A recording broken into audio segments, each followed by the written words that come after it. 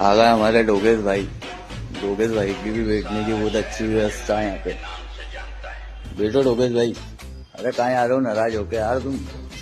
ओ डोगेश भाई, वो वाले किले पे राज करेंगे, हम वाले किले पे राज करेंगे। डोगेश भाई बोल रहे हैं अब मैं वहीं बैठूंगा क्या।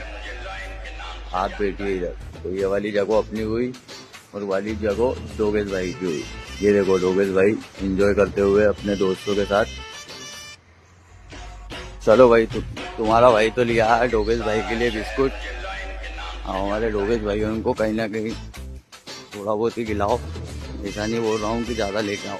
ये पार्ले जी बिस्कुट या फिर कुछ खाने की चीज़ अच्छी सी लेके आए और एंजॉय करें हरियाली का। इंदौर में हरियाली कम होती जा रही है भाई लोग, पेड़ लगाओ। तो भाई लोग, डोगेश भाई की पार्टी भी हो गई खत्म। चलो डोगेश भाई।